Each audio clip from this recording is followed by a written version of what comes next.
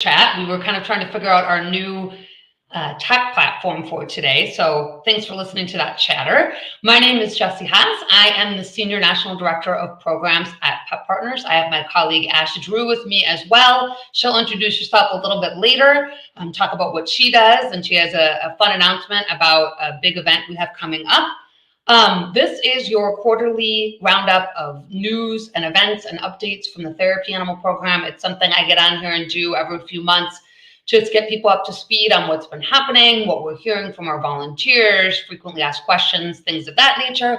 So I have about 4 or 5 things to kind of move through today, and then we'll close with some information from Ash as well. So thank you so much for joining us. By the way, use the comments whenever you want. I'll be stopping and looking at them, addressing questions and concerns as they come up. We can see them here. In fact, just so I know I'm being heard and kind of have a sense of who is out there, let us know what kind of pet you have, if you have one. Maybe its name or species, where you're from. Any quick information is always helpful, so Ash and I know who we're chatting with today. So first things first, from the therapy animal program, we had a lot of people expire on 12/31/22. I had to look at my calendar to remind myself what year we're in. I don't know when I'll get used to it. But it's really common that we have a lot of people ending their 2-year registration at the end of the year.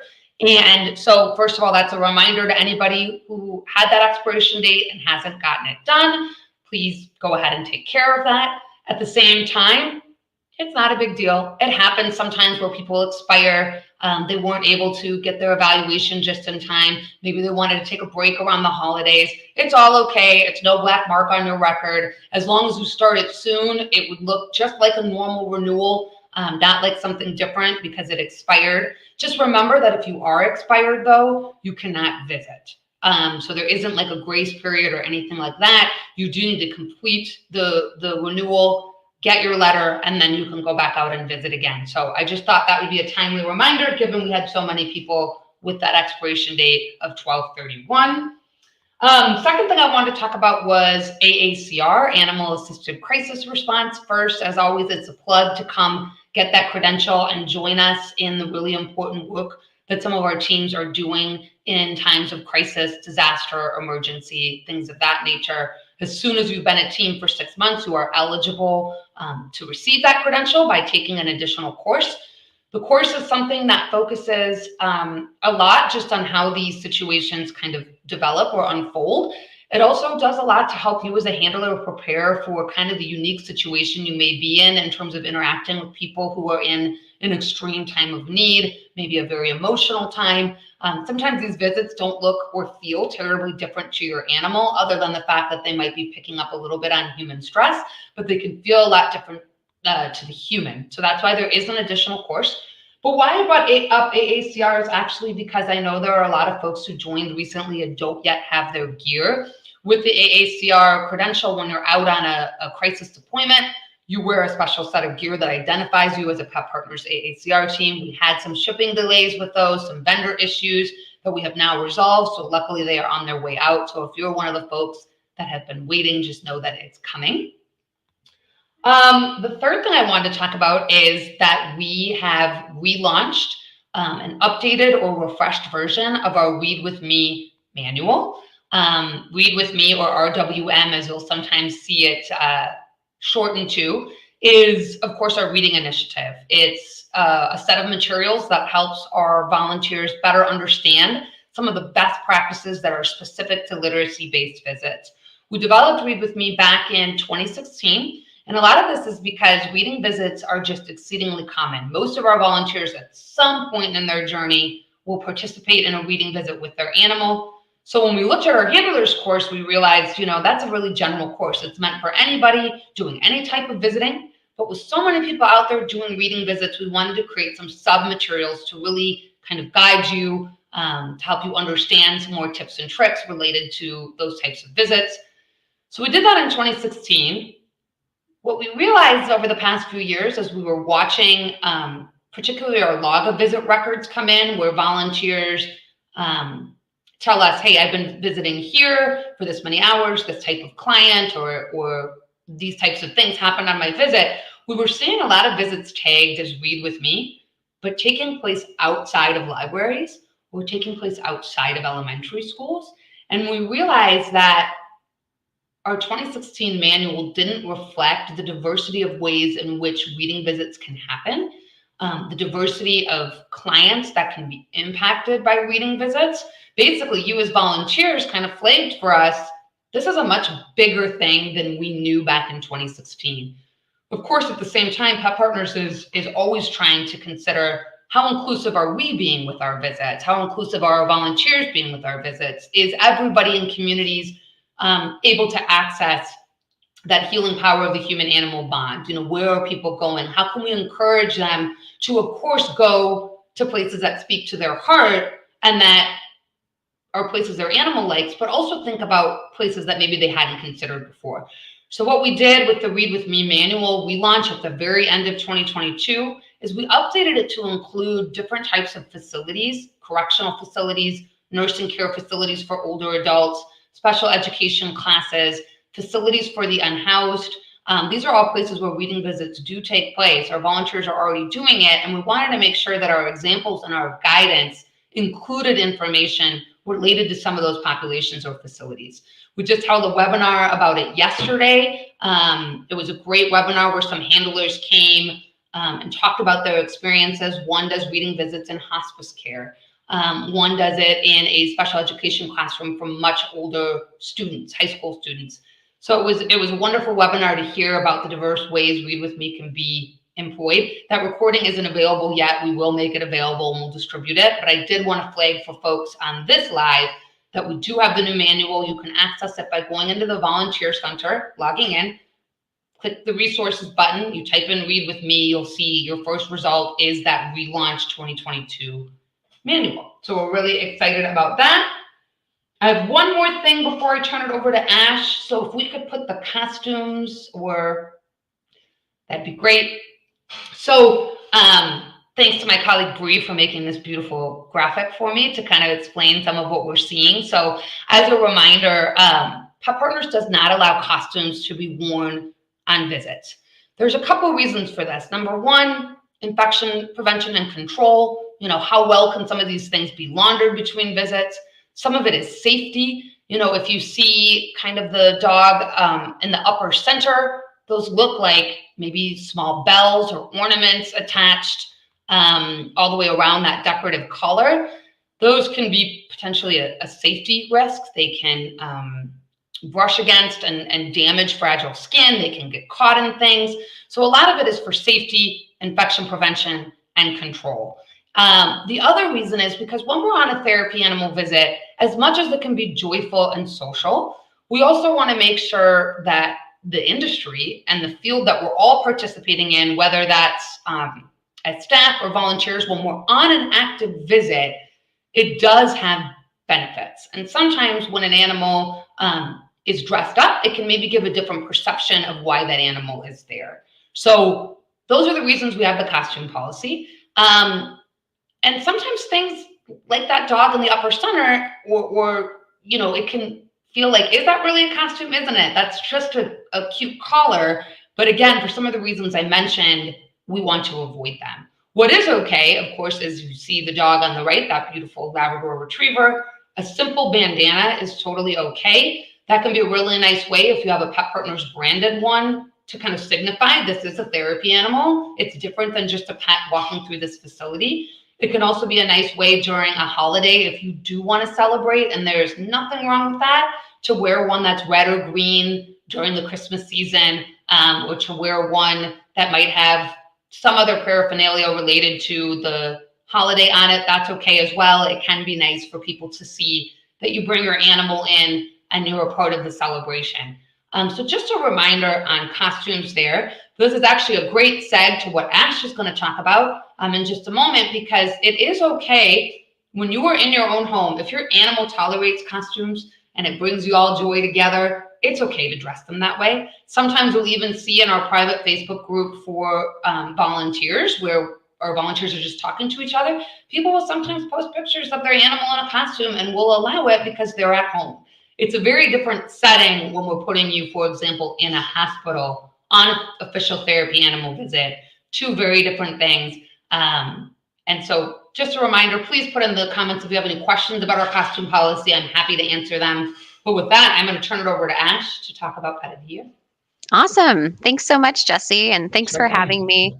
But that is a good segue. So, Pet of the Year. So, this is our large spring fundraiser. This is going to be our second year. We're having it. And today marks the launch of the fundraising competition. So, it runs from February 1st through March 15th. And then we'll be crowning the winner on March 16th. And so, this is a really fun 6-week fundraising competition that any pet can get involved with. So you don't have to be a registered Pet Partners Therapy animal team. It's open to any and all pets. It's inclusive to any species. We have 2 bearded dragons and a ball python snake this year, which is really neat to see that some folks are coming out and showing their support for the wonderful work that Pet Partners does, that have no connection to us, but definitely want to get involved, spread the word, and raise funds. Um, so, if you're interested in joining or learning a little bit more, nominations are still open through February 15th, and we would love to have you. We've got about 90 pet candidates from all over the US. We have 1 pet in Romania, we've got a couple up in Canada, and I believe we have 1 in Australia. So, it's very fun, very exciting.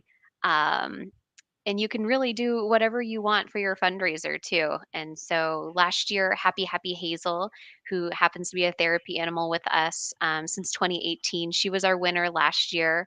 And then second and third place were also therapy animals. We had Quincy Adams, nurse practitioner, who came in second, and then one in a Mojo, who's another wonderful therapy dog out of California. He had his 7th graders raise money on behalf of him coming and visiting at their school. So we're just very excited to be able to join here and share with you about Pet of the Year. So if you'd like to get involved, you can email me or you can drop a comment in the messages and we can reach out to you directly to get you some more information. Um, a ball python? Yeah, Is that what you said? his name is Noodles. Amazing. Well, he is probably not going to be in a costume, but I think Right. kind of what I was trying to say before, especially about costumes, is like sometimes for a celebration like this, a brief photo Mhm. in a costume can be wonderful for Yep, fundraising, although not required either, right? Um, exactly. but you're not dressing up a snake, I don't think. Somebody could probably prove me wrong. Um, I am seeing a couple of comments come in, which by the way, Ash, I was going to drop your email address in the comments and Yeah, I couldn't do it. I don't know how to do it either. Me neither. Yeah, we're Maybe. using a new platform. But if you are interested in Pet of the Year and you don't want to make a comment here and you can't find Ash's email address, just remember on our website, bottom of every page is Mhm. contact us. If you put in the subject line Pet of the Year, I'm interested, we will get it to Ash, no problem. And I do see that Bree, our colleague in the background Yep. here, put up a link for the webpage that addresses Pet of the Year. I am seeing a couple things in here from folks who are, stating your locations and wondering if there's a group nearby. So a couple things about groups. We call those community partners or community groups. Mhm. And we do have a directory online that you can search. Maybe we can get the link up there for you where you can put in your zip code and however many miles you want. I always recommend putting the mileage pretty far because a lot of times with community partners, if they cover a large metro area, you might be 50 miles from their headquarters, but they could have events or visiting Mhm. opportunities that are halfway between you. And depending on where you are, 20 miles isn't all that much. So I would keep your search pretty expansive. You can see if there's a group in the community partner directory. They'll give you the email address for the primary contact at that group. So that's an option. The other thing I want to say too is that being a part of a group is wonderful. There are so Mhm. many benefits to it. Ash knows this for sure. In her work, you get a lot of support. You're kind of the first to know when evaluations are scheduled. You oftentimes get visit opportunities sent to you from your local area that maybe that facility contacted the community partner, but they didn't actually tell us about it, which is okay. So it's Yep. just another source of being involved, right? And Ash, you've been at some of these things. They're also a Yeah. great social opportunity. Yeah, they're really wonderful. And I'm also the contact for community partners too. So if you have any Yeah, questions or want to know if there's one in your area or if there's one forming in your area, you can also email me for that as well. that's true because we always have Mhm. some that aren't listed yet because they're not official, but we're in conversation with those Yep. people. And if you happen to be in their area, Mhm. that's good things to know. So that's a great point. Yeah. It's also not required to be a part of a group either. So if you find that you're in an area where there isn't one, you can talk to us about starting one. But if you don't want to start one, it's also okay to be independent. There's a lot of volunteers that have a lot of success that way as well. So it's really a choose your own journey or path with Pet Partners. But I saw there were two questions. Somebody in Northern California asked that, and somebody in Crisis Feather response. River that I don't know where that is. Sounds beautiful. Um, and then Jan asked about repeating what I said about crisis response. So I'm happy to do that briefly. Crisis response is an extra credential that requires a course. You are eligible to take that course and get credentialed once you've been with Pet Partners for 6 months. The coursework really relates a lot to the human and sort of what you might encounter when you're in a situation of crisis or disaster or an emergency, because some of your skills in terms of interacting with the people that you may be visiting is probably going to be a little bit different than what you see in most kind of standard or normal therapy animal visits. We're always looking for more AACR teams because we sometimes get deployments and we don't have a single AACR team in their area. And for some of these, they really want AACR credentialed teams. Sometimes we're able to send in teams without the credential, but sometimes the facility really wants those that have the credential. So we're always looking for more. On the flip side, I'll be really transparent that sometimes we'll get AACR credentialed and you won't get a deployment for months and months. And I mean, in a way, let's celebrate that. Who wants a crisis to happen in our community? Nobody does. But it can be frustrating sometimes to go through the credential and not get a deployment. But handlers can help us a lot with that because the reasons we don't get deployments in some areas is because facilities aren't necessarily aware that we have AACR credentialed teams who are prepared and trained for this, ready to go. So if you are a standard volunteer in a school district, it would be really nice to let them know, hey, we have AACR teams should anything happen in this school. Unfortunately, schools are a place where a lot of crises happen. So getting the word out a little bit more about AACR can also help make sure that when something happens, as much as we don't want it to happen, they are aware that we're there to help. So that's what I mostly said about AACR, Jan. I also mentioned that some gear has been delayed. You get special gear for AACR due to some vendor issues and miscommunications, but it's on its way out to folks who have been waiting now. And I'm just scrolling to see if anything else has come in. If you want to ask something, even not related to what Ash and I talked about, I'm more than happy to do that. Ash, anything else you want to say about Pet of the Year? Like, what made Happy Happy Hazel so successful? I mean, very cute. That was part of it. But Yeah, they really just involved their community. So they did a fundraiser at the school where they would visit. And mm, so for Valentine's Day, they did a Frenchie kissing booth, since she's a French bulldog. And so they, sold kisses and took pictures with her. They also got some local businesses involved in their fundraising that made generous donations. We're going to actually do a Zoom webinar next Tuesday where Sarah and Happy Happy Hazel will be joining along with our second and third place candidates from last year, and they'll be sharing some of their tips and ideas for this year's candidates to help them be successful. And then a few of them are also fundraising this year, and then they're going to be passing on that money to other candidates right now. But if you want, you can. I see we dropped the link into the chat. If you want to just go over, you can scroll down on the homepage and see all the candidates. And if you want to just make a donation and not participate, you're welcome to do that too. I remember it with the third place. He was Mo. Was that his name?